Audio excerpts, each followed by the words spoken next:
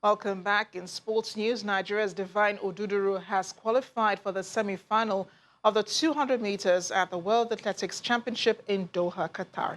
Oduduru clocked a time of 20.40 seconds to finish fourth in Heat 1, won by Adam Gemili in 20.06 seconds. Ramil Guliev in second with 20.27 seconds, while Tamir Bennett was third in 20.37 seconds. Oduduru had to wait for all the 7 heats to be completed to earn the semi-final berth as one of the 3 fastest losers. Another Nigerian, also in action, Emmanuel Arowolo, finished 7th in Heat 5 with a time of 21.07 seconds to miss out on a spot in the semis.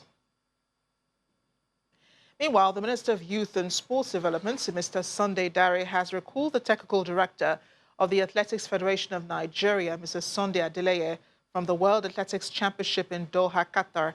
The recall comes on the back of the administrative lapses in violation of the rules of the IAAF that led to the initial omission of Divine Oduduru from the 200 meters start list after failing to start the 100 meters race. IAAF competition rule states that unless on medical grounds, any athlete who withdraws from an event after being confirmed in the final entry list will have to forfeit subsequent events. Oduduru, along with Blessing Okagbare, insist they inform the technical director about not competing in the shorter sprint before the federation included them in the event. Jamaican Shelly-Ann Fraser-Price has won the gold medal in the women's 100 meters final at the Athletics World Championships in Doha. Fraser-Price finished in a world-leading time of 10.71 seconds to claim her 4th world title. British Dina Asher-Smith ran a time of 10.83 seconds, a national record, to get the silver medal, while Ivorian Marie-Josie Talou got a bronze, clocking 10.90 seconds. Olympic champion Elaine Thompson could only run 10.93 seconds to finish 4th. Former president of Nigeria Basketball Federation, Tijani Umar, has identified the lingering leadership tussle in the board as a major factor hindering the smooth running of the local league and denying youths the opportunities that abound in the game. Umar was speaking at the Youth Against Cultism basketball tournament in Jos. 5 states, including Plateau, Gombe, Bauchi, Nasarawa, and the Federal Capital Territory, participated in the tournament, which featured slam dunk contest at the indoor hall of Rangpam Township Stadium. We need to have our local leagues running. We need to fix all our challenges.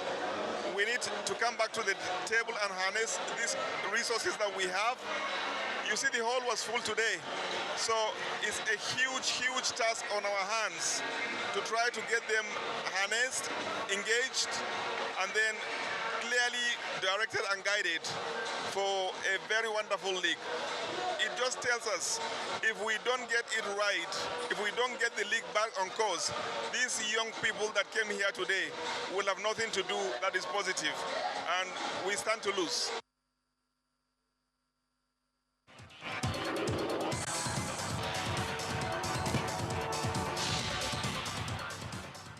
Austria's Conservative Party, led by former Chancellor Sebastian Kurz, has won in today's parliamentary election, as widely expected, but will need a coalition partner to form a stable government, as the vote left him several options across the political spectrum.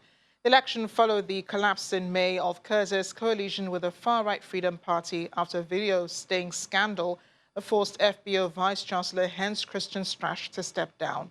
The 33-year-old Kurz has been largely unscathed by the scandal, even gaining voters from the FBO, as its support has slipped to roughly a fifth of the electorate from a little more than a quarter in the last vote in 2017. As predicted by opinion polls for months, Kurz's People's Party came a comfortable first with 37.2% of the vote. Then another round of violent protests in Hong Kong just days ahead of the 70th anniversary of the People's Republic of China. It will be the 17th consecutive weekend of the ongoing protest movement in the city. The protest began with a planned march through the streets of Hong Kong before disintegrating into a full-blown face-off with the police.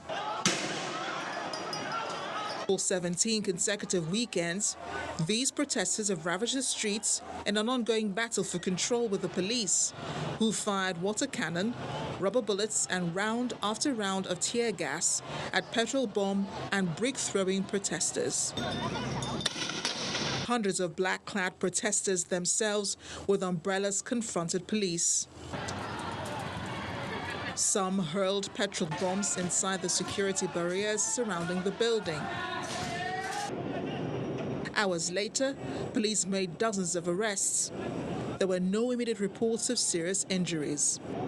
More protests are, however, planned in the run-up to China's October 1st National Day, marking the 70th anniversary of the founding of the People's Republic.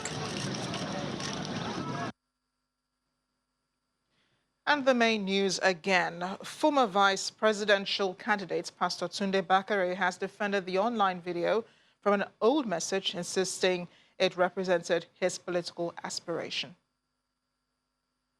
Also today, men of the Department of State Services arrested journalist, activist, and editorial board member of Premium Times, Chido Onuma, in Abuja on his return from Spain. And Conservative People's Party of former Austrian Chancellor Sebastian Kurz has won the snapshot election in the country. That is the news at 10 tonight. Thank you for watching. I am Amarachi Ubani. Good night.